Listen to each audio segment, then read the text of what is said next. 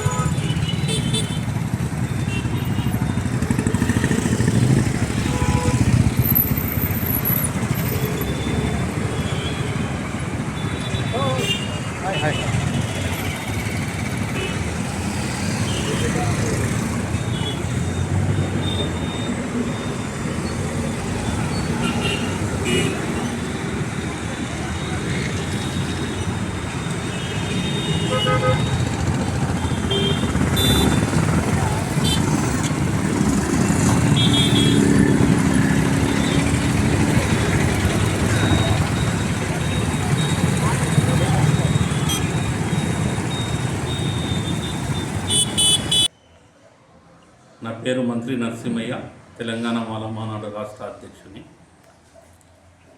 మహబూబ్నగర్ పట్టణ కేంద్రంలోని డాక్టర్ బాబాసాహెబ్ అంబేద్కర్ విగ్రహం దగ్గర 9 రోజుల క్రితం డాక్టర్ బాబాసాహెబ్ అంబేద్కర్ విగ్రహం ప్రహారిని లైట్లతో ఏర్పాటు చేయడం జరిగింది. దాన్ని స్థానిక ఎమ్మెల్యే గారు ఎంతో బాహటంగా ఓపెనింగ్ చేయడం జరిగింది. అభివృద్ధి పనుల్లో భాగంగా అంబేద్కర్ చౌరస్తాని డెవలప్ చేయడం జరిగింది. కానీ స్థానికంగా ఉన్నటువంటి కాంట్రాక్టర్లు 9 రోజులు గడవక ముందే ఆ లైటింగ్లు అనేది వెలగడం బంద్ చేసినాయి. దాన్ని మున్సిపాలిటీ అధికారులు వెంటనే స్పందించాలని మేము డిమాండ్ చేస్తూ ఉన్నాం. అంతేకాకుండా మహబూబ్నగర్ పట్టణంలో అనేక కార్యక్రమాలు జరుగుతూ ఉన్నాయి.